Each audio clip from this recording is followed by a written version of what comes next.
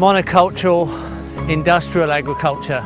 This is sugarcane, and nothing but sugarcane as far as the eye can see.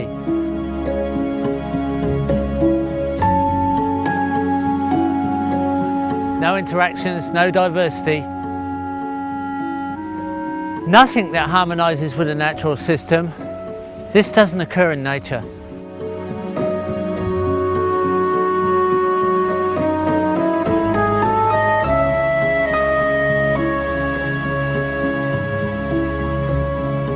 Let's have a look at the soil here and see what it actually looks like. Although this is actually a ploughed field, I can hardly break up the soil. We've just got incredibly hard, compacted, dead soil. How did we end up like this? How did we end up supplying the food and the needs of humanity through totally unnatural processes, through simplistic systems?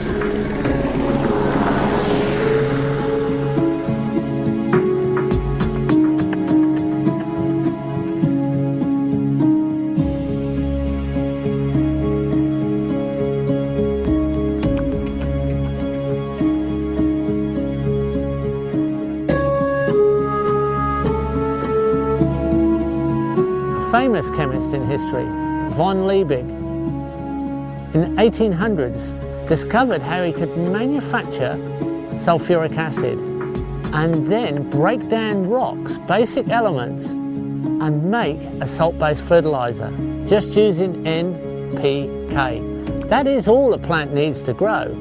That is our basic fertilizer.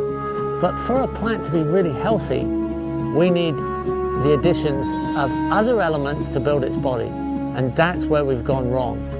And we have no favouring of the soil through the salt-based fertilisers. They do not favour the soil life. So once we started this industrial fertiliser process, the soil fertility was continuously declining, and the costs are continuously rising, and they continue to rise in industrial agriculture, where with our organic and designed ecosystemic systems, our costs are dropping all the time, and the quality of our product is rising, and so is the quality of our soil. And that's what this video is all about. And we're going to take you through all the steps of composting, organic matter return, interactions of animals, plants, trees, and wildlife, with the lessons of how to do it so you can feel more secure about your future food security and health.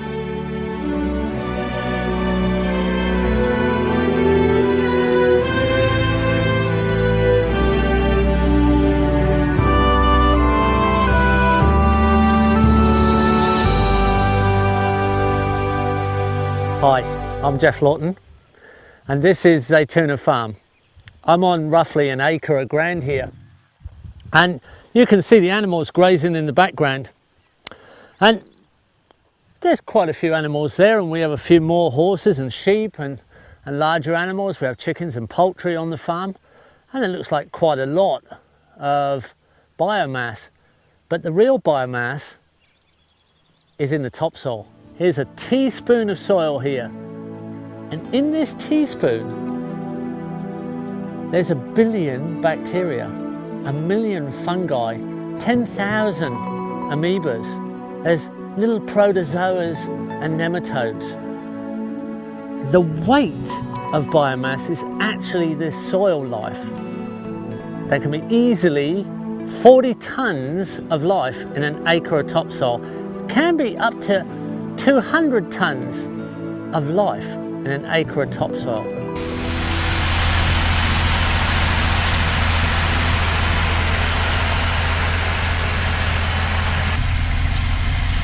What we have done with the soil life is we've destroyed it by digging and ploughing and turning the soil over. Now that does create fertility. If you start off with an ecosystem and you cut it down, You take away the product, or you burn it, whatever you do with the living elements that are above the soil, and then you plough the soil and you turn that soil over, you destroy the soil life. And their dead bodies is the fertility that's released to the crops. So you're running on the dead organisms. Now, there's a timeline for that.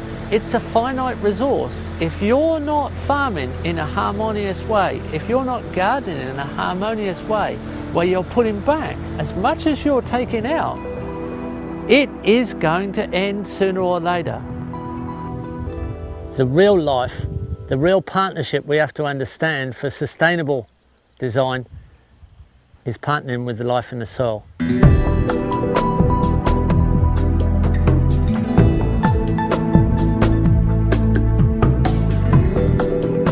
There is a really exciting web of life in the soil. It's an enormous diversity of organisms that can't photosynthesize, so they have to link to plants, and the ability for plants to capture carbon through photosynthesis and create exudates off their roots, which the organisms live from and exchange to with minerals. So the fungi, the bacteria, the protozoas, the nematodes, they go on out to larger organisms like worms and insects, right up to the large mammals, all interacting with that carbon exchange. It's an enormous diversity, and it's the diversity that gives it the quality and builds the quantity of beneficial high quality soil. So it's a very, very exciting and not much understood world of organisms, all in continuous symbiotic relationships, benefiting each other, extending all sorts of elements and minerals out through soil interdependency. It's a living system. Soil is alive, and that's what we have to work with. That's the important thing. That's where we have to link back to get a fertile, productive world.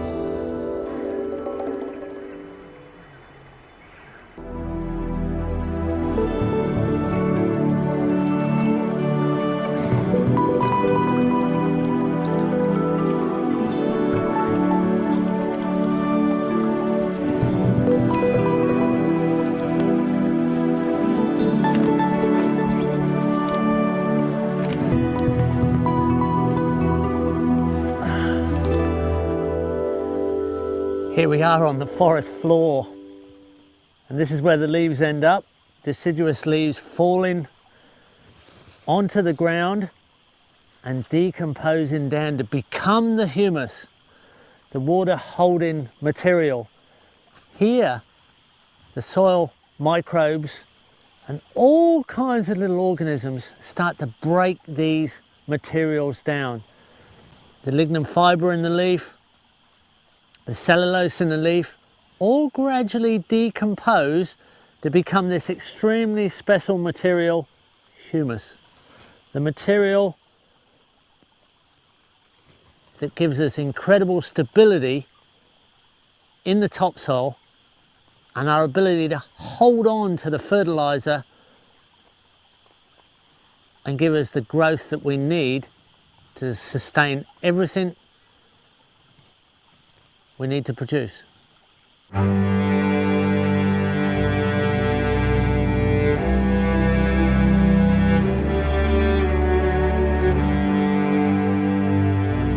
Now, in recent years, the industrialization of processes towards productivity from the soil has destroyed the quality and very much the quantity of soil available to us. We have to reverse that, and to do it quickly, we have to build the diversity. We have to increase the numbers of organisms with the number of diversity that's available. They are not always present, so to inoculate the soil is to bring in elements of life. Of those 50 million genus of bacteria, 50 million genus of fungi that are potentially available to us through capturing organisms in compost processes. By taking a very diverse mixture of compostable materials to make a compost as a humus that contains special organisms that are not presently available in our industrially destroyed and degraded soils. So your inoculum are the special elements that are missing from soils that have been badly degraded. And that increases our potential in both quality, speed, and quantity of soil production.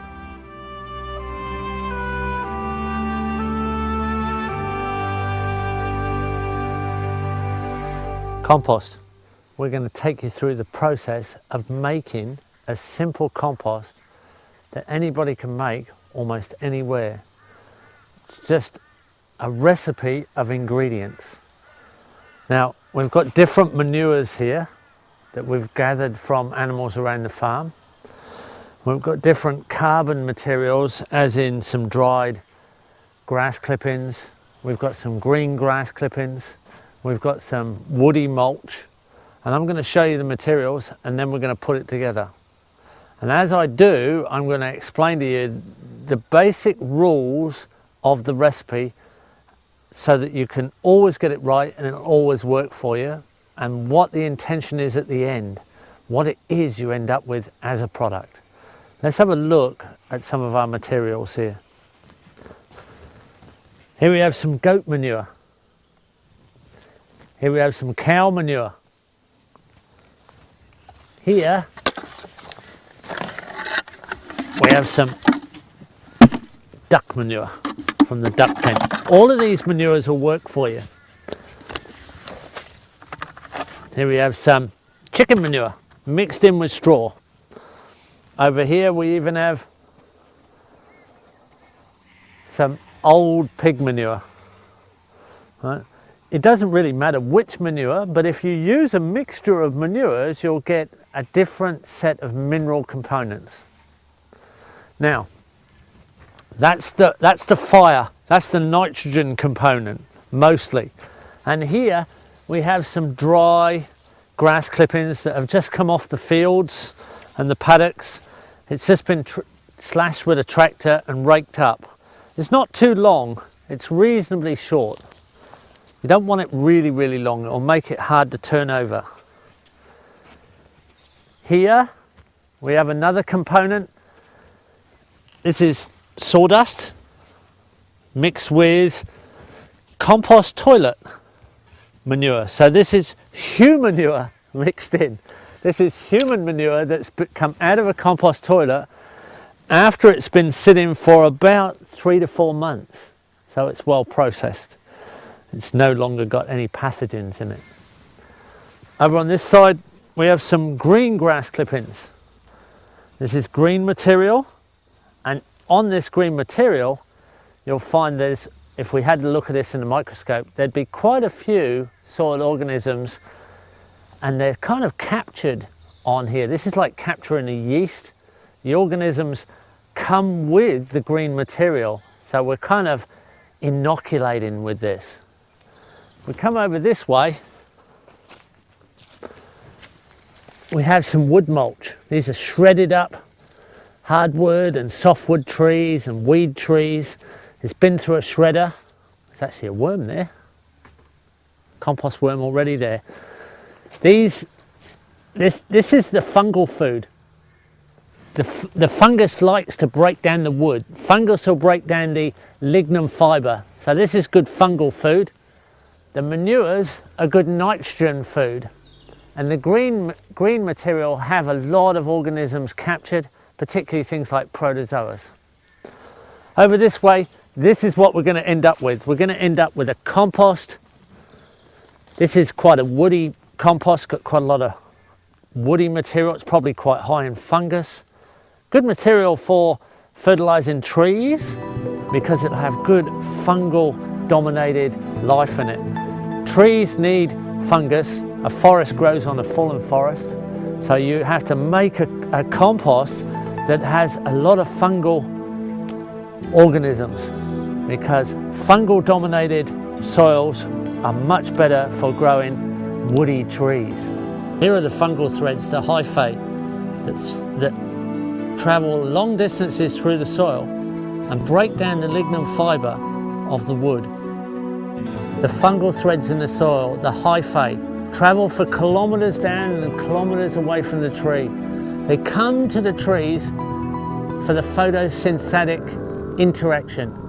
There they harvest the carbon. They can't photosynthesize, but they can capture elements out at great distance with acid tips that bring back phosphates and other minerals and exchange them with the roots at the root level with the trees in the forest.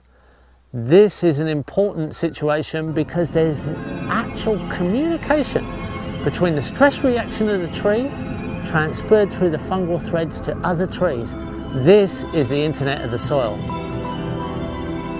The fungi spores are very easily damaged by inappropriate land use. If there's too much compaction, too much disturbance, too much ploughing, too much chemicals, too much overuse, you'll actually get to a stage where you may have to bring in fungal spores in well-inoculated compost so that you can reintroduce the diversity for a quick recovery. Plants that are herbaceous, non-woody, you're more likely to need a bacterial-dominated compost, because the pastures and the vegetable gardens, they favour a nitrogen-rich soil. So a bacterially dominated soil is higher in nitrogen, and it grows those faster cycles of non-woody plants.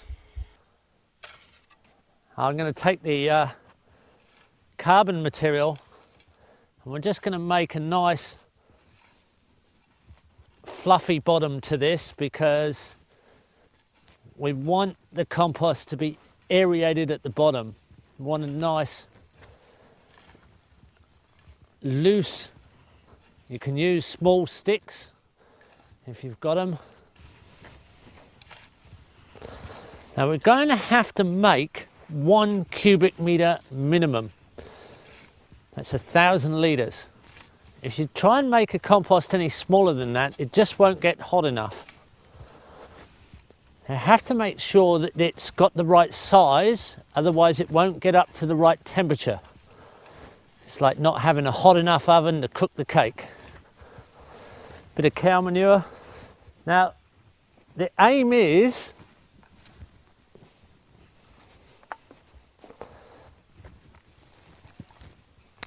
to have 25 parts carbon and 1 part nitrogen. Then the decomposition happens without reducing the size of the material. So we'll try and mix this up with the right proportion so that it gets hot enough, but it doesn't actually lose any volume. The trick of making good compost is to not lose size. You're going to end up with a cubic metre the same as what you started. Now, that's something a lot of people don't believe is possible, but it is possible. We've done it many times, and it's a good indicator that you've got the right mix. If you have too much nitrogen, it'll break down too quickly and it will start to lose size. It will get very hot, but you'll waste a lot of material because the volume will decrease rapidly and it will be very smelly as it decomposes. You'll produce a lot of methane. If you've got the right size and you've got the right proportions of carbon to nitrogen ratio, and this is part of the carbon I'm putting on now, what'll happen is it won't smell very much, it'll get up to temperature, but it won't decrease in size very much at all. Now the temperature we're going to have to aim for is a minimum of 50 degrees centigrade. If it doesn't get to 50 degrees centigrade, it won't have broken down all the weed seeds, and it won't have anywhere near the same amount of life in it. Now the maximum temperature you could get to is 70 degrees centigrade, and that's getting a little bit too hot. It's probably going to get anaerobic at that temperature. It's going to go a bit airless. And you've actually gone past the limit a little bit on life. We now realise, looking with a microscope, the best temperature is around 55 to 65. That's the range where there's most diversity of life and most volume of life. Just right here in the middle of the pile, we could add some kind of inoculum. I'll cover it up quite quickly. That's a bit of a remains of a dead animal processed on the farm. You can use urine as an inoculum. You can use comfrey as an inoculum. You can use nettles, and you could use yarrow. You could use fish, or a dead animal that might even just be something you found as a roadkill on the side of the road. It will break down quite quickly in there, and it'll speed up the decomposition. This is comfrey, and it's one of the compost activators. You don't have to add an activator, but it can help get your initial heat up. So we're going to construct it, and then we're going to leave it for 4 days.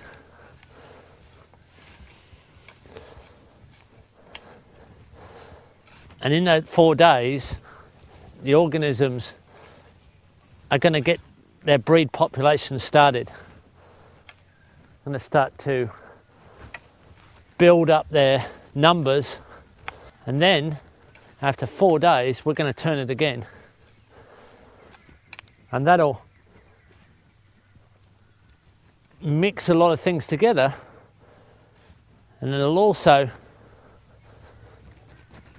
kill a lot of organisms, and their bodies are going to be consumed by the next generation of organisms. So this is a sort of thermonuclear life and death cycle. All these little organism colonies are going to burst into life and multiply rapidly and create a lot of heat. There's a lot of breeding going on. It's going to be a little bit cooler on the outside, and when we turn it over, we're going to make the party turn inside out. What's a bit cool and passive on the outside is going to go to the inside and become hot and steamy and very active. The process then will start to take organism to organism, body to body. One colony becomes another colony as it's consumed the dead bodies of the previous party. And the carbon which life is based in is going to bond the nitrogen and all the other elements into a humus, a stable humus. Carbon is the sponge, nitrogen is the fuel, and any other elements that are involved then become additions to long chain carbon molecules. So the long chain carbon molecules stick the process together. They become the sponge. Nitrogen's the fuel, and everything else adds a little spice to the event. Even toxic substances, even if there's a little bit of toxicity here in some of these materials, that'll get locked up. That'll get locked up in the long chain carbon molecules and become inert. This is one of the great things about the natural system. It really is ashes to ashes, dust to dust. And these cycles bond up the toxicity, so it's not a problem anymore. That's how the environment neutralizes the effects of toxins. And we're just putting these, the most diverse environment of life in the known universe, the soil organisms, we're putting them to work for us. We couldn't have more workers. And that becomes very obvious when you look in the microscope. We could even add a bit of charcoal at this stage. Charcoal has an enormous surface area, and it creates a habitat for the organisms. So what you've really got is a high density housing commission for soil bacteria. That charcoal, with its enormous surface area, a tablespoon of dissolved charcoal can have a surface area of up to 10 acres. That gives an attachment for the organisms to take up residence and hold the fertility in the life form, so it can't be leached. It's not the soil itself, it's the soil life that's the most important element. We really need a little bit of chunky material at the end, so there's still some food for the fungus.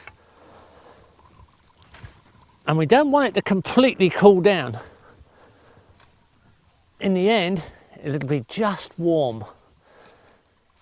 It won't be completely cold, and it also won't be totally black. A little bit chunky, just warm, and dark brown. And more or less the same size. I don't like to make it in a walled in area because it doesn't have enough air around it. You've got to be careful. This is an aerobic compost. They're aerobic organisms that we're trying to produce.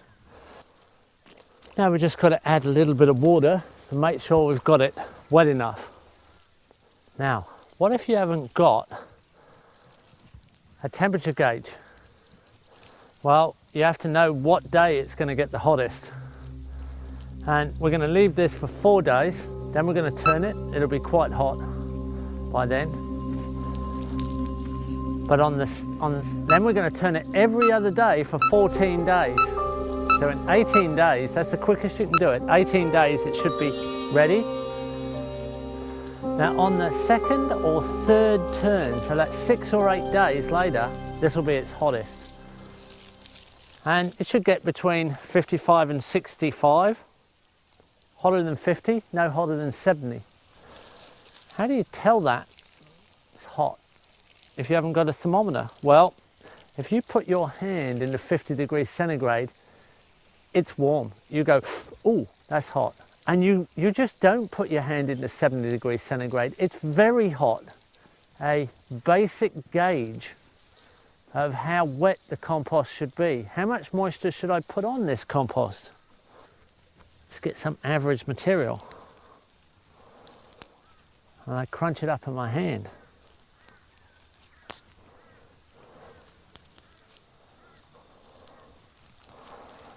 And I give it a really good squeeze.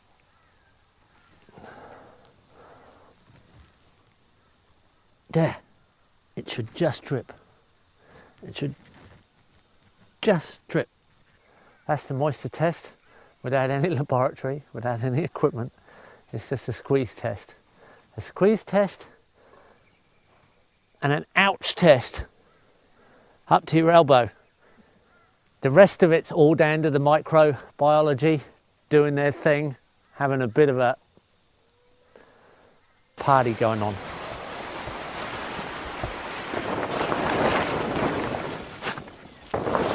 Nothing special about this. We've just got to cover it up.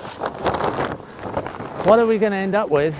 We're going to end up with 1 cubic meter of inoculum compost, not just compost that's broken down with enzymes, but compost that's high in beneficial soil life.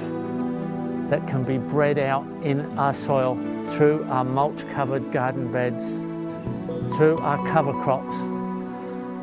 And 1 cubic metre of fertiliser like this, added carefully to a garden, out through your crop growing area, is enough fertiliser, a minimum, but it's enough fertiliser if you use it carefully to grow all the food for one person for 1 year.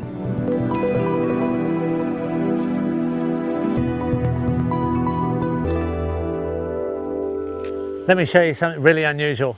Here's a compost heap with heat that we're using to heat water for showers. This is free. I'm going for a shower now. Oh, go right ahead. This is pyrolysis. This is the heat of the organisms in the heap heating the hot water in the plastic pipe, the irrigation pipe that's inside the compost heap. 150 metres of hose heats the water. It gives you a 5-minute shower. 5 minutes later, it's hot again. A 5-minute recharge. A wonderful system, lasts for 6 to 8 weeks of free hot water. And at the end of it, you have 2 cubic metres of high quality fertiliser. Hot, very good shower. Here it is. We've got it covered up so it doesn't get too wet in the rain. And the heat is inside there. As I go in, if I go in far enough, I'll get to the actual hot water pipes. And there's the steam coming. You can start to see a bit of steam coming out of the heat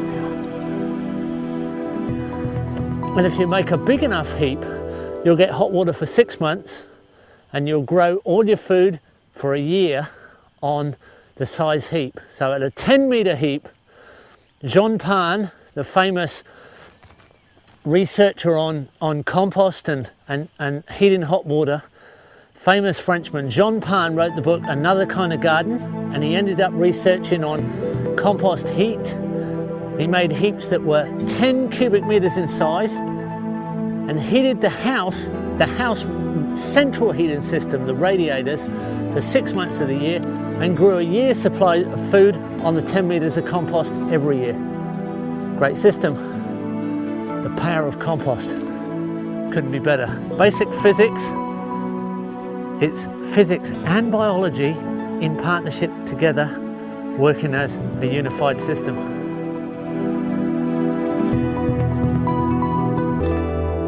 This heap's 4 days old now. It's been sitting there for 4 days, and we're going to give it its first turn, so we should see some temperature. All right. So what we have to do here ideally is peel the outside, because what is on the outside needs to go into the middle. I'm going to dive in deep into the compost just to give you an idea of how much heat there is. See that steam's coming now?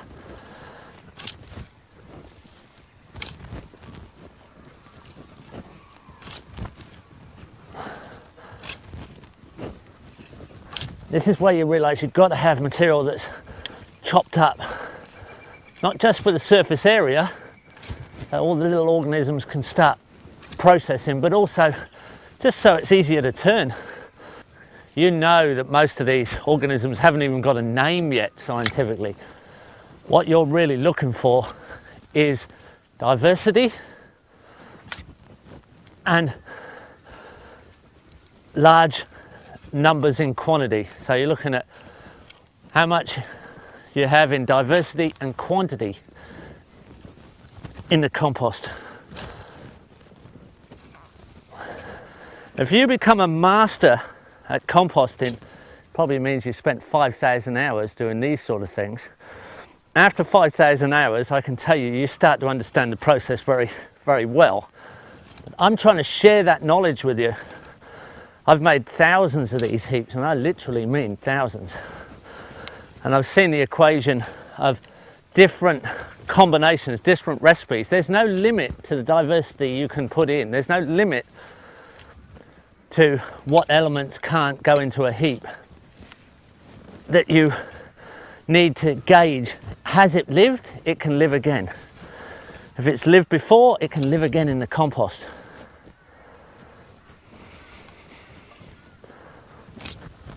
But once you get the recipe right, once you've got the cake cooking, once you've got this interaction between carbon and nitrogen, all the other interesting elements that make up the living systems of Earth, they can all be included.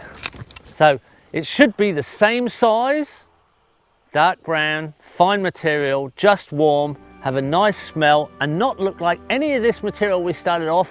It doesn't look like anything it started off as.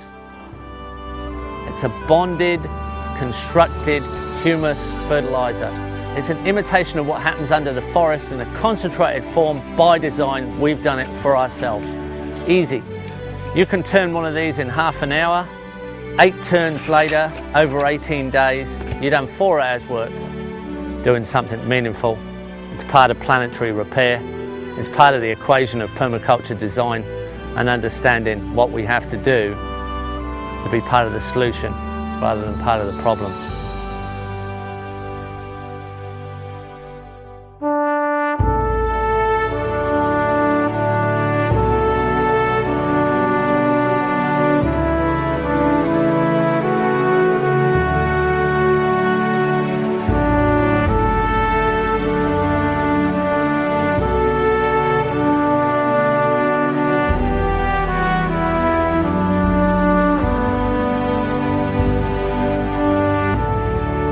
This garden's 8 years old and it's set up in a functional pattern.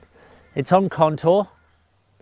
They also harvest water to this contour growing bed, which is set up to be exactly the right width that I can reach to the middle, and from the other footpath on the opposite side I can reach to the middle. It means that I don't walk or compact the soil, because it's very important that I can get across the garden and actually not damage the soil by compressing it, which squeezes the air out, which makes it potentially more acid because of that, and actually damages the millions and billions and gazillions of little organisms that are in that soil, that we've spent 8 years building. This relationship, this soil ecosystem has been built in this soil. I'm adding a little bit of compost around some of these plants. Just a little bit of added fertilizer for the soil organisms. And we can add a little handful of compost here and there around the base of these plants, and they'll pick right up. They'll grow really well. You only need a little bit every now and again. I'll encourage the organisms to come in and interact with these plants so they can go to work feeding these plants and interacting with the minerals in the soil and the elements in the soil that they can give to these plants in exchange for the starch that these little plants are making right now from the sunlight shining on the leaves, and through photosynthesis they have a surplus of starch which they can exude to the soil and exchange for minerals through a partnership of interaction with soil life.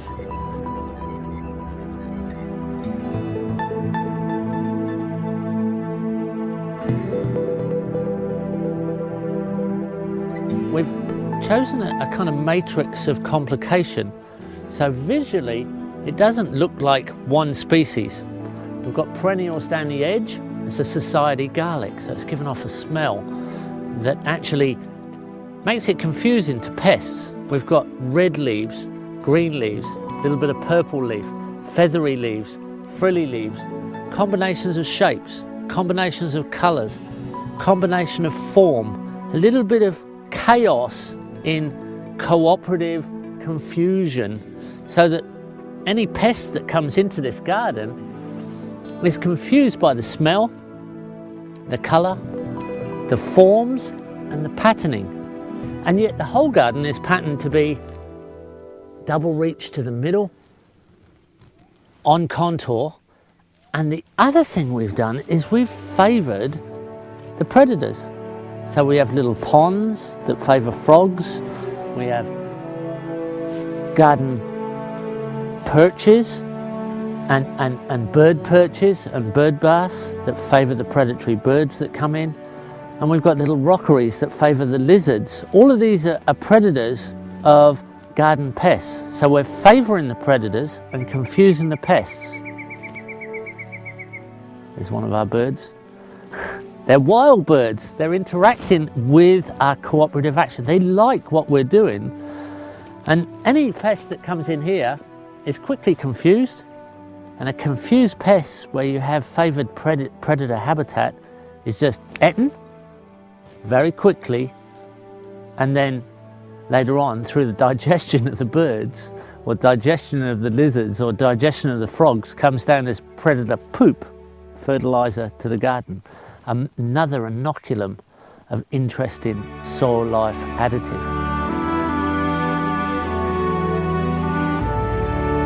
So how do you do that? Well, that's a raised bed, and as you can see from the moisture that's around, we're in quite a damp climate. So we need to raise the garden bed.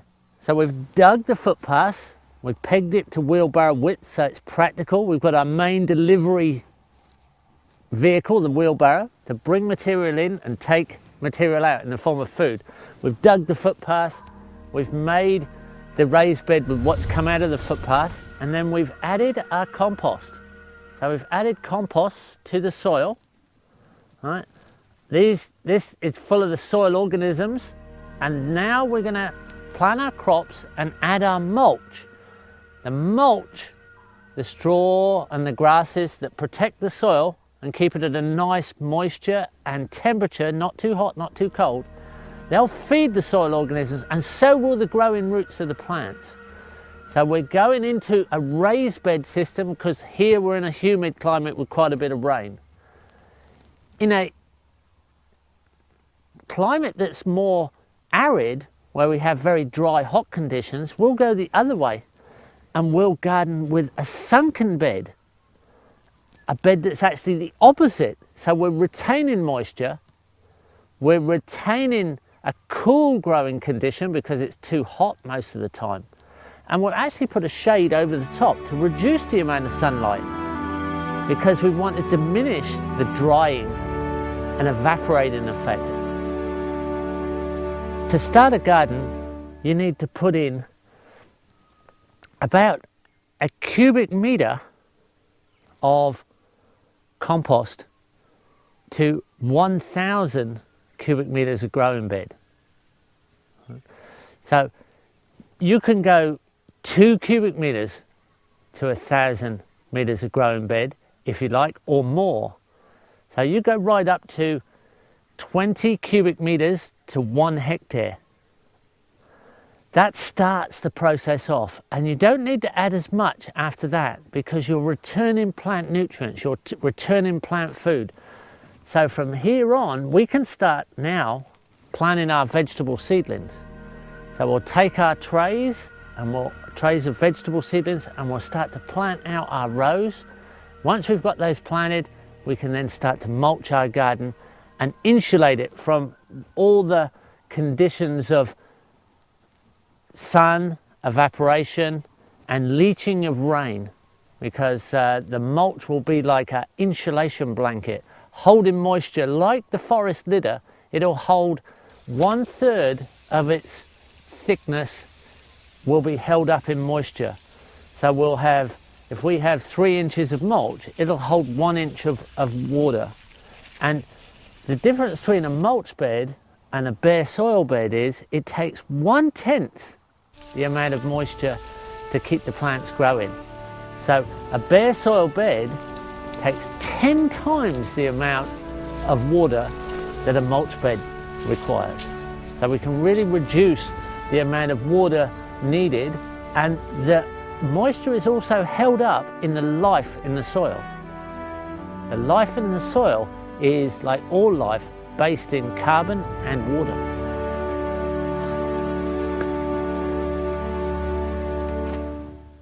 Oh, you've caught me littering. I'm throwing out the garbage. No, I'm not. No, I'm not. I am actually throwing out the garbage. I'm putting down old trees. I'm putting down paper and cardboard which were made from trees. I'm putting down a sheet mulch. And I can put it down in a really rough form. There's old books here. I've put down a bit of manure. There's old paper bags. There's those silly things that arrive in the post all the time. There's egg cartons. There's a haphazard mix of stuff. If you like it a bit tidy in this, although you're not going to see it, you can put down big layers of cardboard like this. You can put it down straight on the grass after you've put down a bit of manure. You could put down a bit of cardboard. You could put down a bit of compost. You could put down some actual vegetable scraps from your kitchen. All of it will feed the worms. Put down your big cartons. What you're doing is you're sheet mulching and you're cutting out all the light. Some of those weed seeds only take a 30th of a second of flash of light. If you want to start doing double digging, you're going to have to dig pretty quick to get it quicker than a 30th of a second. That's really nice stuff because it stays moist. And the speed that moisture goes through this material is extremely slowly. It's almost, not quite, it's almost as slow as plants' roots themselves move. Now you're in the business, now you're in the game, now you're at the right timing. So, the next, I don't want to mulch the dog, although she's probably been pretty good. I'm going to put down a load of rough mulch. Now what I'm doing, and it could be tidier than this too, but this will work fine. I'm imitating the forest floor. The soil organisms down there, those millions of organisms, tons and tons of them in every square metre, there's millions. In acres, there's tons of organisms, literally tons by weight. They think, if they think at all, right now they're thinking that a beautiful forest has just landed on top. This imitates the forest litter. And you can't really go too thick. You can definitely go too thin. Just shake it up a bit, shake it down, pat it down. These are all cheap materials. This is not expensive straw. This is just slashings off your local park, lawn, mixtures of organic material, pruning, shredded, hay, seeded hay. There's a bit of old vegetable scrap there. That can go on. It's all a great big feed for the soil. This will hold huge amounts of moisture. This will be warmer in winter at the soil surface. It'll be cooler in summer at the soil surface, moderate in temperature. It will greatly moderate the water flows. 1/10 the amount of water required, which is crucial if you have a water shortage or a watering ban. But most important, it's benefiting those wonderful organisms in the soil that we need to cooperate with, harmonise with. We'll tuck that little bit of paper underneath there. Don't leave any paper showing. Tuck it in, just like you're tucking your children into bed, because these are like your children.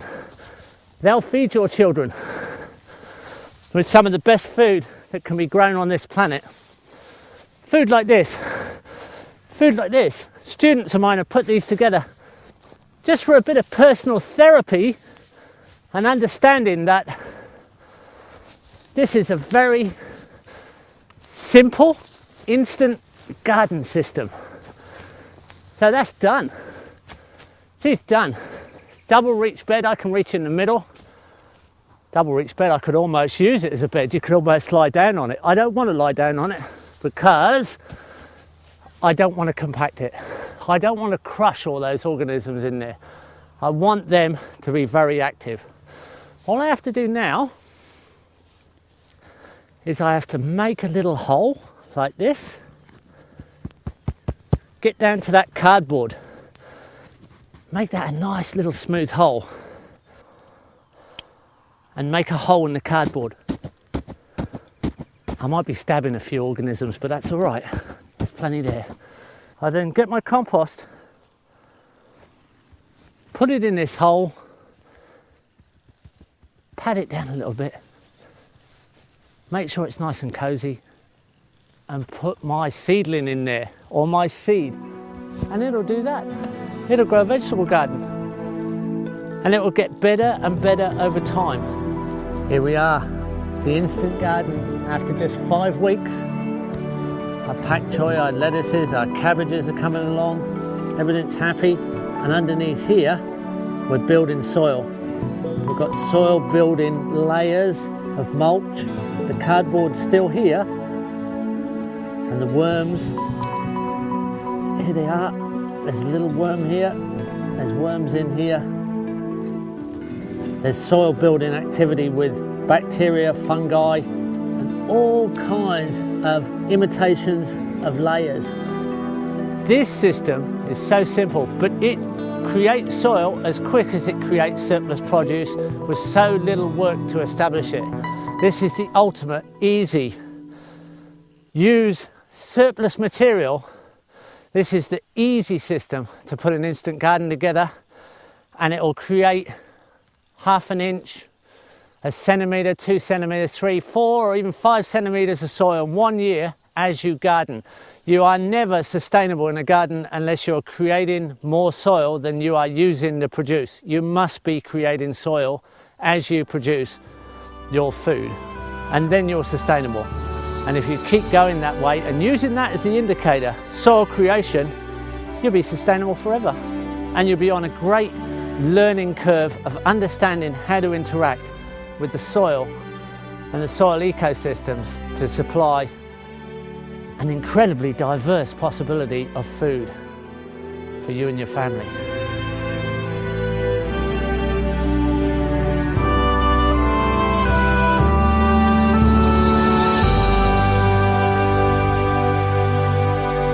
Interacting with the natural world in a productive way should be fun.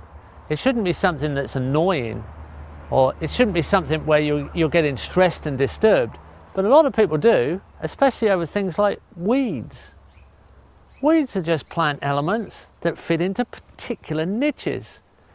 In every square metre of soil, there can be up to 2,000 potential seeds that will germinate, given the right conditions.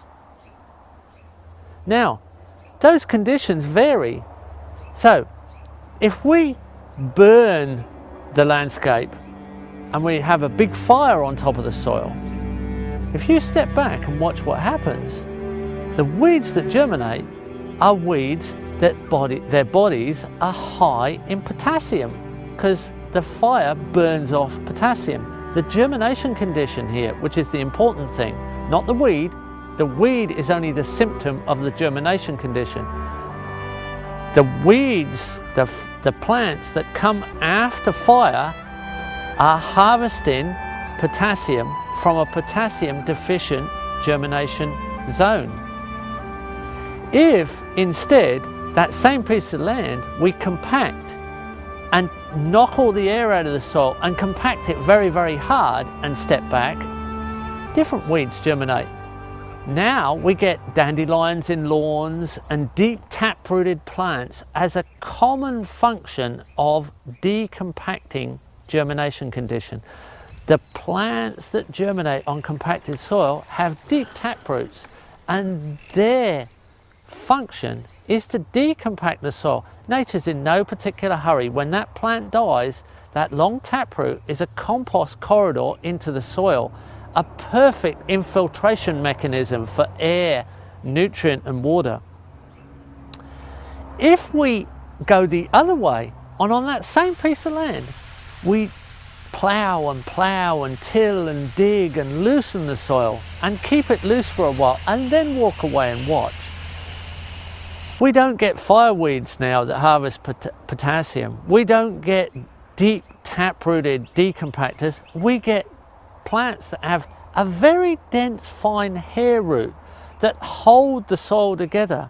Their germination condition is soil that is too loose and susceptible to wind erosion and as easily washed or blown away. These are hairnet roots. If the soil has been overworked and it needs to recover and it needs more organic matter, which typically the tropics often do, and it's very easy to overwork those soils, then the first pioneer plants, the plants we call weeds, are usually nitrogen fixing plants, plants that are legumes, the beans and pea family, which have root attachment bacteria on their roots which are high in nitrogen that bring the nitrogen content up. Once that nitrogen content's up, off you go into succession towards a climax ecosystem of very sophisticated plants and animal interactions. But the initial stage, the one we should be most interested in, is the one we get most stressed about. Weeds don't germinate in compost. High quality compost will only germinate sophisticated, high quality forest trees or high quality rainforest trees or woodland trees. Because the soil condition is so good, there is no germination condition for those reparative weeds. Let's make sure we are friendly to our weeds and learn the lessons they have to teach us about landscape repair.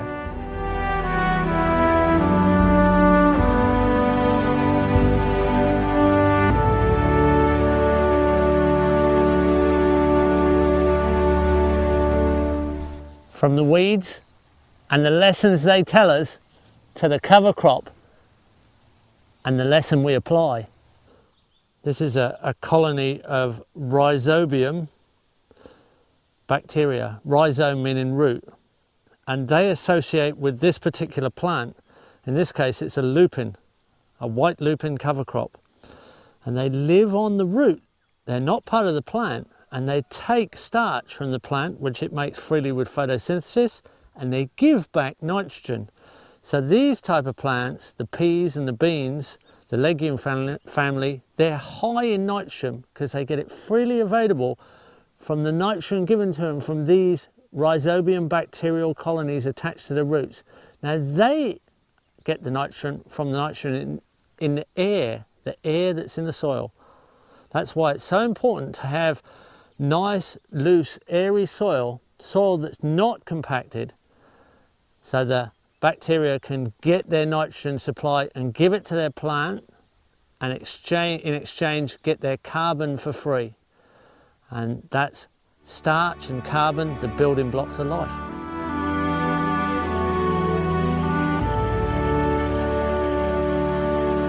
We're on a swell where we've spread a cover crop, and we've got 3 different types of cover crop here. They're all nitrogen fixing plants. We've got a vetch and a lupin and a pea, and they're very important to stabilize the soil after the earthworks. But this is an important function of root interaction. The exudates of the roots feeding the organisms. These organisms in this soil won't starve. They've got lots of partners in these valuable little cover crops. They also fix nitrogen, so it's a fertilizer in itself. But very important that they're feeding and interacting with the soil microbes. So if we add compost, or if we add compost tea or any kind of organic fertilizer, we're making sure the plant sugars and the interactions with the roots are happening with our cover crop. Crucial. This is the first layer in the succession. The very first set of plants that start the process of repair, so that we can go on and establish productive trees, support species, and put this into a food forest planting along this swale. The very first start is the ground cover. It starts the process of repair and starts the interaction of the organisms in the soil so they can continue to feed the landscape.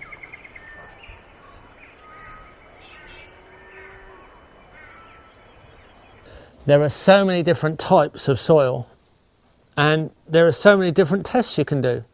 But you really don't need to get all worried about what type of soil you have too much, because we're creating soil as we garden, because we're partnering with natural processes, we're creating soil. If we're sustainable, we're not degrading soil. In fact, we should be creating soil. So what do we look for in a soil? How do we examine one type of soil to another? They're different colours here, but they're definitely different textures. So over here, I have a soil that's really hardly a soil at all. It's really like a clay. It's a sand mixed with a clay, and we can make it into a sausage. It's a very, very clayey soil, and this wouldn't be very well drained. So that's one particular soil. Here we have another clayey mix, but this is a basalt soil. It's a dark chocolate brown. When we squeeze it, it does make a bit of a sausage easily. It would roll out, but when we try and bend it, it cracks. And you can't quite hear any sand in it. There's not a lot of large particles. I can't feel much on my hands. This one looks quite similar, but this is a sandy loam. There's not a lot of clay in this. It's really hard to get this to, it really won't go into a sausage. I'll try. I can squeeze it into a ball, but it just falls apart. It won't go into a sausage. And I can hear the sand. That's a sharp sandy loam. Easy to dig, very well drained. Now over here we have a red soil. This is a volcanic soil. And it's got a bit of clay in it. It'll squeeze up a bit. It will nearly roll, but it won't really hold together. There, I've just rolled it up into a bit of a sausage. As soon as I try and put any kind of tension on it, it just falls apart. This has some clay and some fine volcanic material. So there's a red volcanic soil. Probably quite a lot of minerals in it. But remember, we're not exploiting the soil. We're just working with it. Over here, I have a fine soil. This soil's very fine. There's no large particles in it. It's a lighter brown than the basalt. It's got some clay particles, but this is a river silt. This is a mixture of river flat soil, a little bit of sand, a little bit of silt, a little bit of clay. It's a whole mixture of river flat soil. Probably quite fertile, but again, we don't really want to exploit the soil. We want to work with it. We'll work with the textures. We'll adapt the type of systems we use. It smells good. It smells earthy, as if it has a lot of organic matter. This one, no smell at all. Not a lot of organic matter in there. It's really just red. The basalt smells quite earthy too, but the clay content is probably actually holding that up a bit. Yeah, it smells quite earthy when you finger your way through it. Okay, our sandy soil. It is darker than the grey sand it originates as, and it also has quite a bit of organic matter. And then we have our clay. Can't really smell it in there at all. That's airless, that clay's airless, and I'd gamble that's a little bit acid. This soil, being very sandy, has got a lot of air in it. It's probably nowhere near as acid, and if it was in a desert, it would definitely be alkaline. So what's the difference there? Alkalinity and acidity. They're what we call the pH scale. If it's a low number on the pH scale, it's acid. If it's a high number, it's alkaline. Dry environments, sandy soils, the beach, the desert, they're alkaline. They're more caustic. And the waterlogged soils and the wet, humid environments, they're acid. We could adjust the acidity with lime, and we could adjust the alkalinity with sulfur. But in nature, you don't really need to do that. it's the environment and the organisms and the life that actually adjust the pH closer to being a neutral pH. We can adjust our pH a little bit with lime and sulfur if we like, but if we're doing the right thing, the pH will adjust itself with all the life cycles. If we have a neutral pH or a pH that's close to neutral, more of the elements of the soil are available to the plants. And if it goes a little bit acid, some plants will germinate because they'll prefer that acid condition. Thistles harvest iron and copper when the pH is a little bit away from neutral, and they're a good indicator of pH condition. So you can use your weeds as indicators of pH as well. It's another system of soil analysis, but we prefer a pH just a little bit acid for our gardens. 6, 6.5, they're good pHs, just a slight bit acid, and the full supermarket shop of the soil is open, and the plant roots can go shopping and get everything they want. Increase your organic matter, increase your soil life by adding food to the soil, add organic matter on top of the soil, moderate its temperature, get it to moderate itself, its own pH. Be careful adding lime and sulfur. We can actually garden on anything. We need material to make soil. We need material to add to the soil, to decompose. And convenient trees like this ice cream bean, which is a legume, it fixes nitrogen, and it recovers from a cut, can be put to work not only to fix nitrogen, but to create organic matter we can add to the soil. This creates the soil building material for us, a convenient element. And every time we cut it, the roots underneath pull back and they add compost corridors to the soil. They decompose, and the leaves we break off decompose. We're adding to the soil on the top and lower down, building structure, creating good pathways for organisms to facilitate that soil creation. Functional placement of useful elements by choice. That's permaculture soil creation in a good, rugged, functional way. Worm farms are another way you can make compost. The compost worm farm with compost worms makes this beautiful ingredient. It's a very sticky, very fertile, very bacterially dominated fertilizer. A solid material produced in just 3 months. All you need is an old bath, or a sink will do it if you want a small one. Half fill it up with manure, horse, cow or sheep. A ruminant manure is good. If you're going to use chicken manure, use a little bit less. Fill the rest up with vegetable scraps, vegetation. Anything can go in there that's been alive, really. Make sure it's got a drain, because what comes out the bottom is this beautiful liquid that's a liquid fertilizer for your garden. And you can conveniently add to this every day. You don't need a lot of space. It's not like composting in a big pile. This takes up a small amount of room. It'll even fit on your balcony in the suburbs. You'll get a large population of worms in here, and this great material, a beautiful, high quality, colloidal substance that will feed your garden, feed your plants, and give you plenty of good, rich mineral health in your food. Compost worm farming, great stuff. These are actually weeds out of the garden. So problems in the garden become solutions in the duck pen. Later on become solutions in the garden. Underneath here there's earthworms. Lots of them, compost worms. That's a big earthworm. Beautiful reflections on the skin. Now that has hundreds of thousands of varieties of bacteria in its intestinal tract. The manure of these worms is absolutely full of beneficial bacteria.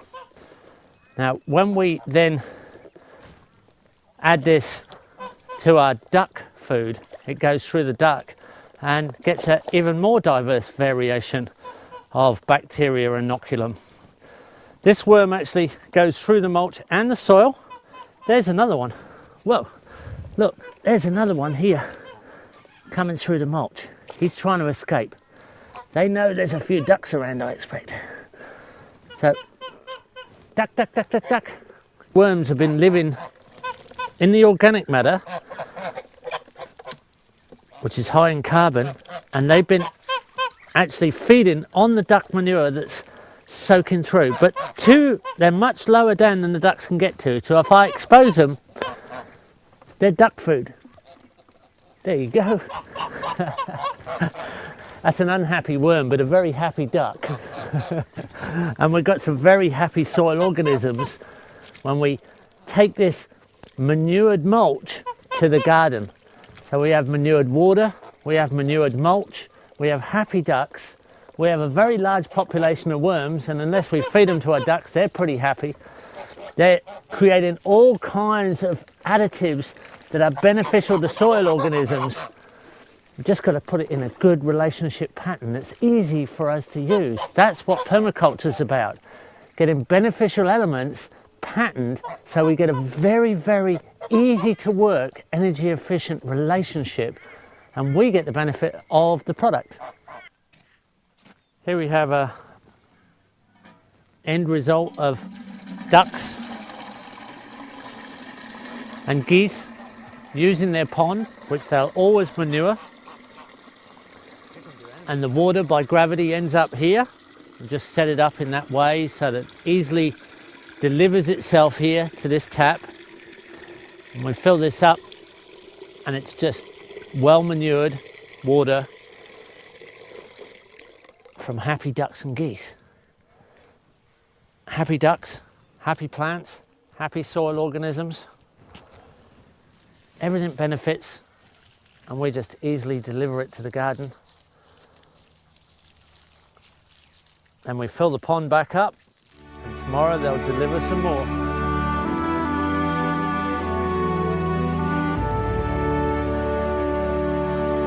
I'm inside the chicken pen. It's actually a straw yard. We've piled up all this organic matter, which is waste material. It's old crop residue, scraps from the kitchen, plus a lot of weeds, which are a problem in the garden and in our growing systems. But here, they're turned into a solution. So down here on the lower part of the straw yard, the chickens tend to kick everything downhill. All the weeds and vegetation and veggie scraps have started to really break down here.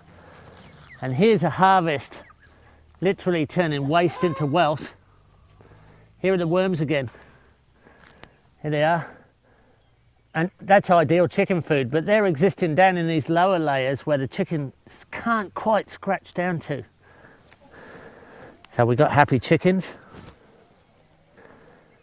We've got happy gardeners who've got great compostable material and super high quality mulch that we can put around our fruit trees, we can turn into compost, we can feed the soil. The choice is up to us how we want to use a material like this. They spend some of the time in here, and then the rest of the time they go out and free range to our food forest systems where they're really happy, scratching around our trees, breaking the pest cycles and weed cycles again, and aerating the soil by very light scratching. So I'll feed the chickens with a little bit of food around the fruit trees that I want fertilized. So they'll all gather up around those trees and they'll spend more time scratching and fertilizing in a particular area. And if I concentrate it around the fruit trees, those trees get a little bit more attention from the birds, a little bit more soil processing, a little bit more weeding, a little bit more fertilizer. And here's a guava. They're underneath a little Hawaiian guava here, and that's a tree that gets fruit fly. So any fruit that drops on the ground can have fruit fly eggs in it and larvae that hatch, but not with these birds here. They're going to process those fruit fly larvae and break all the pest cycles. So we're happy about that. They're happy about that.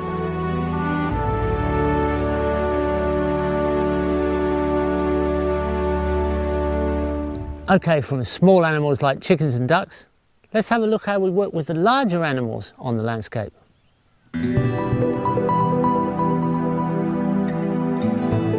Grazing animals can be used to actually repair country and condition the soil by moving the animals in a natural pattern across pasture, like a tight packed herd of animals on a savanna. In a natural sense, they're tight packed by predators. Here, we're grazing them in small cells, moved regularly, so that animals eat their way across the country, spreading the diversity of the pasture with their manure, imprinting the topsoil with their hooves, and only taking a top bite off the pasture grasses and herbage, actually tearing away at the plants, so they're loosening topsoil rather than compacting, then quickly moved and quickly moved again. In this way, we're increasing soil fertility, we're increasing soil depth.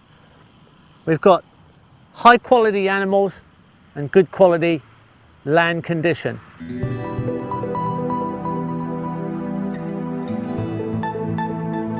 By not overgrazing, by not over-compacting, by only grazing off the tops of the pasture, herbage and grasses, the plants are not stressed. The topsoil is actually enhanced by the fast recovery of the root zone. The interactions between the roots, the exudates of the roots and the soil life. This actually gives the animals a better feed and a better soil condition to feed from. Better mineral uptake. This is a much more sustainable way to go about grazing landscape, as in a natural pattern. If we're going to take these quality products off the landscape, then how are we going to maintain the fertility of the soil?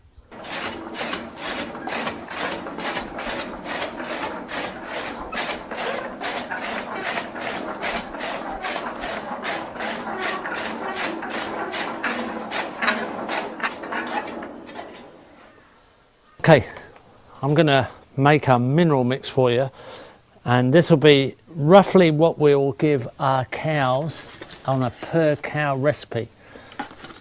So I start off with a little bit of copper sulfate, and I've got the boiling water in there. It's quite hot water, it's just come out of the kettle, and I make sure that I've dissolved the copper sulfate.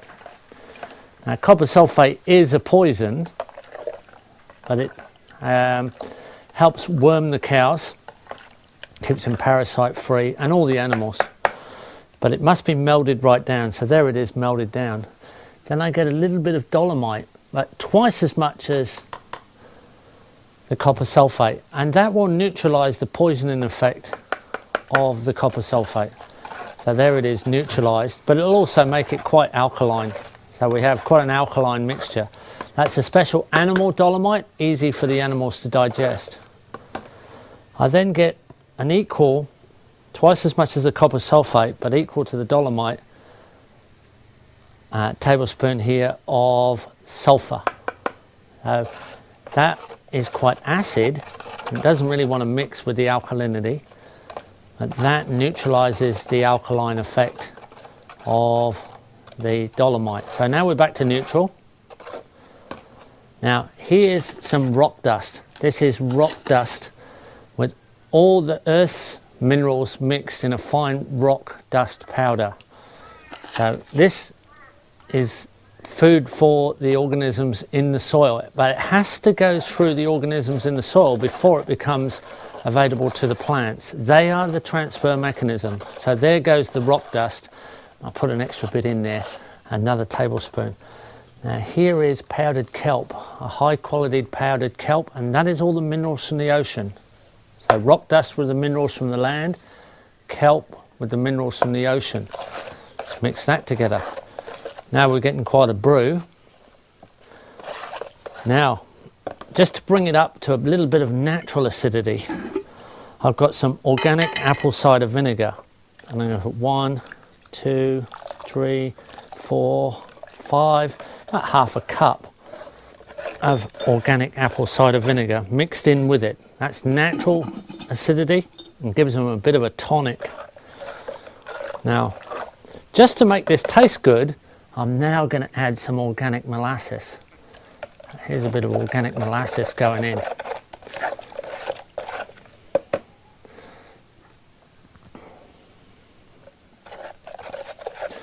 That'll sweeten the whole mixture up.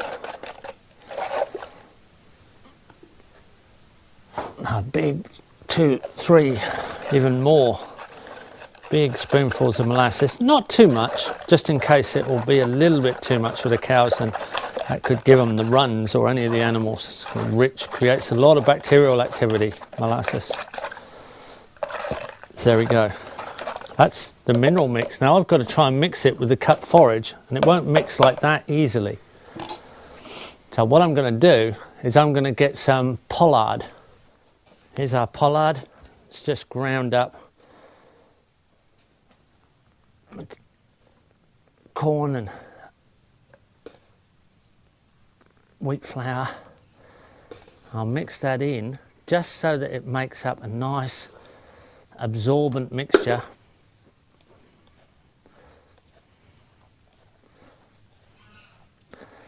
Now all those minerals have soaked up through there.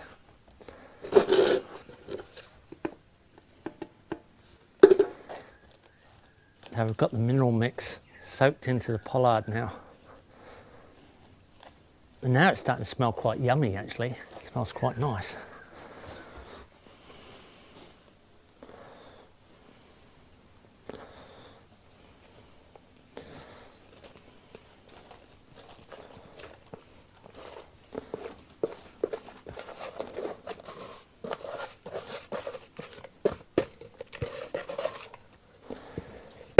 Now, mix that in with the cut forage. Now, these plants themselves have been grown on highly mineralised manure, so they'll be high in minerals anyway. Now we've got a mix.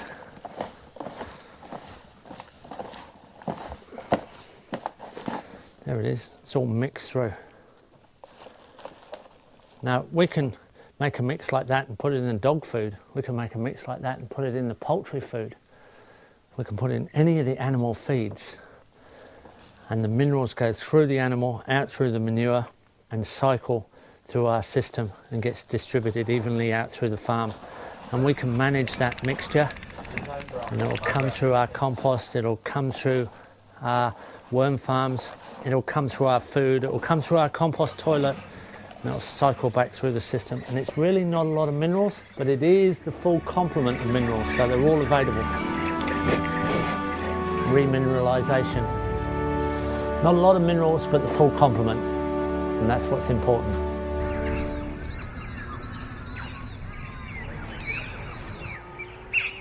Interaction between elements creates a symbiotic effect.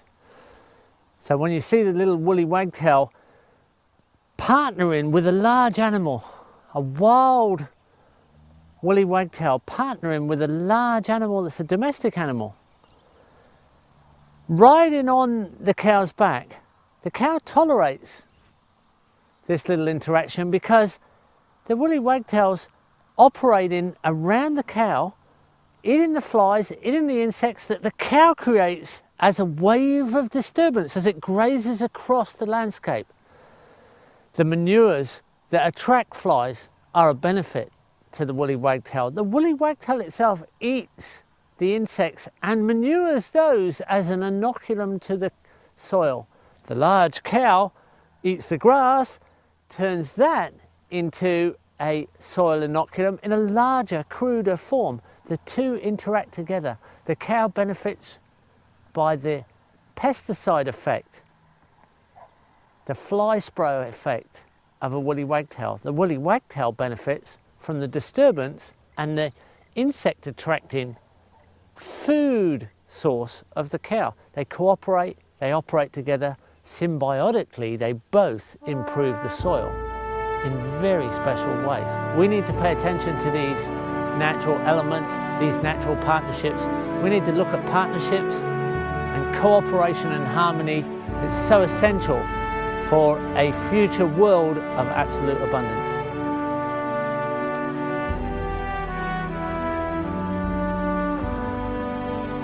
Let's look at how permaculture applies those observations to get a beneficial result. Combinations of animals working together, cooperation. The chickens here are in mobile tractors. We wind down the wheels and we move them every day or two across pasture. They get 80% of their feed from that pasture, and they scratch up the ground, they break up the cow pats, which adds extra fertility, but they break the pest cycles of the cows.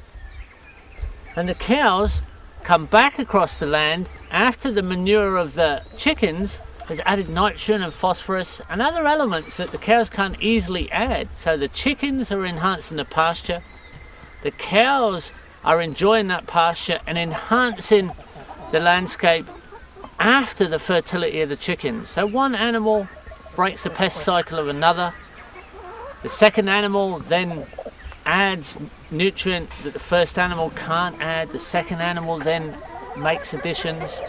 One animal breaks up the pasture, one animal compacts the pasture.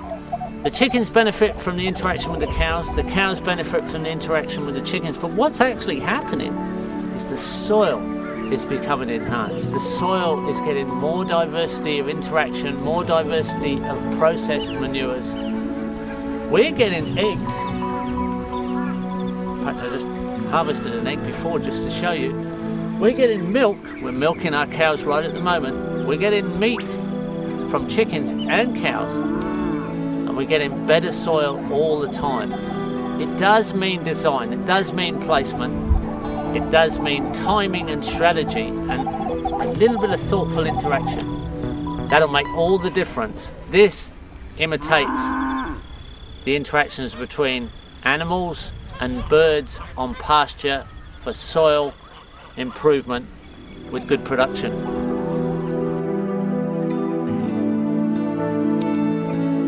This is truly a polyculture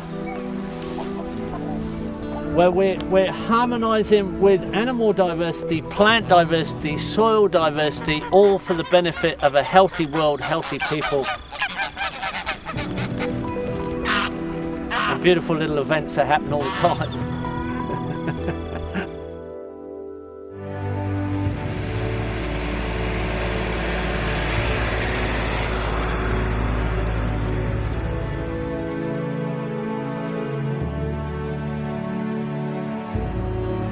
You know, this industrial era is all going to come to an end one day. We've been cheating time with fossilized sunlight, and we're going to have to get back to designing things through soil interactions and real sunlight time.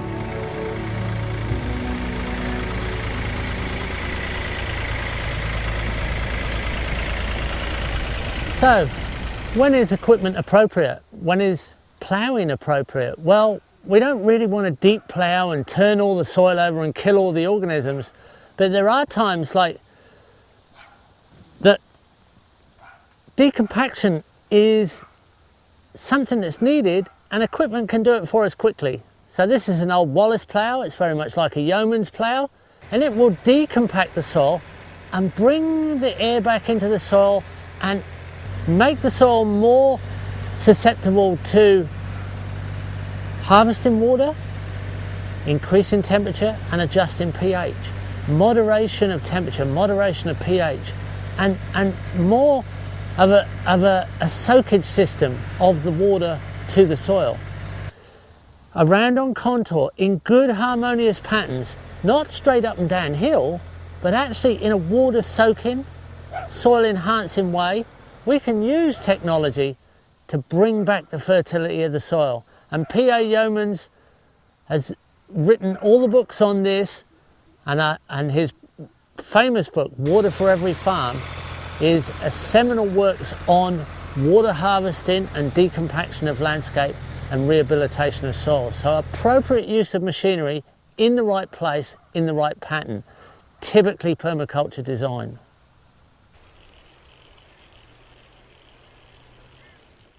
It's okay to use all this compost in a small area, even a small acreage crop garden, but how do we use it on a large area? How do we apply to the larger landscape? What is compost tea? Compost tea is an extension of compost. The inoculum organisms of compost extended in highly oxygenated water. A very small amount of material can extend out over an area. It takes the volume out of the compost and extends the life enormously. It is high quality compost. That's the crucial thing. You need good quality compost with lots of diversity of organisms. You can't make more organisms in compost tea, you can only extend their breed cycles. You take a volume of compost. In this case, we're using 6 litres of compost in 1,000 litres of water. We blow air through it, oxygenating through the whole system so that it's highly oxygenated water. An equal volume of air to water. So in this case, 1,000 litres of air, a cubic metre of air every minute. Whatever your volume of water is, you need the same volume of air every minute, blown through all the material and highly oxygenated, no dead spots. And some of it blows through the compost. In 3 to 4 hours, you've blown the organisms into the water. That's called an extraction. And you can put them on at that stage if you like. You will have to feed the soil so they have plenty of feed. If you want to extend their numbers, you want massive multiplications, you start the process, blow the organisms into the water, but put feed in there that actually extends their populations. So we've put in some worm juice out of the worm farm, highly bacterial, and we put some worm castings in the bag with the compost, extra bacteria, good quality. We put in some kelp, we put in some humate, humic acid, natural element out of the forest, extends the fungi. We put in fish hydrolysate, which is like a fish emulsion. You can use all these sort of products. You can use molasses, you can use calcium nitrate, you can even put in flour if you like to extend the fungi. You can even put a little bit of blood in there, a few drops of chicken blood will extend the, this may sound like witchcraft, but it's an extension of bacterial action. These bacterial foods and fungal foods, if you soak lucerne, alfalfa in water for a few days and then pour that water in, it'll be really stimulated with protozoa, one of the elements that we're after extending in this mixture. After 24 hours, the brew's at full maximum. No more than 30 hours, 36 hours, absolute maximum. We've got a full complement of all the organisms that are going to breed in that water. We then have 6 to 8 hours to get it onto the soil. Whether that's your garden, whether that's your pasture, whether that's your trees, your crops, your orchards, whatever it is, you've got to get that on the soil. You can water it down 50 to 1, and a cubic metre like that will stimulate really degraded soil. 1 hectare of that, watered down 50 to 1, will stimulate a hectare. Quite quickly you'll do 2 hectares with it, and once you have quite a lot of organisms going in your soil, you'll be able to do 5 hectares with that 1 cubic metre. You can make a tiny little brewer in a 20 litre bucket, and it'll do a garden. And after that, after you've got your soil well and truly stimulated with organisms, it'll do a whole hectare. So this is something that you use less of over time, and you end up with an ecosystemic process in the soil. You're stimulating the soil ecosystem with a little bit of technology and some basic life science. Simple stuff. This is the future of biological agriculture.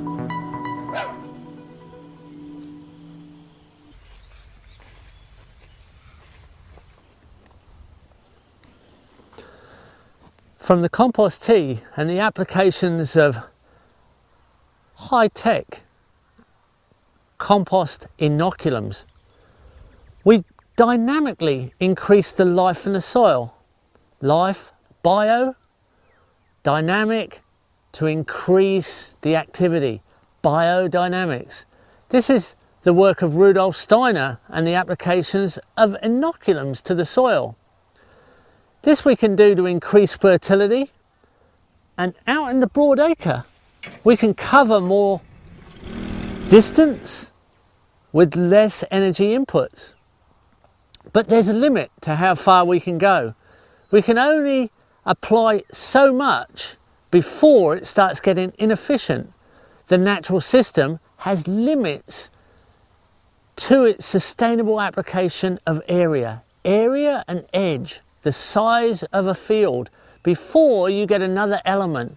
You can lay down crop fields of diversity, but there must be interactions with other elements like trees, animals, pasture. By permaculture design, the interactivity between all the different elements gives us the fertility. That's what gives us the sustainability. The animals to the pasture, the crops to the trees, the interactivity.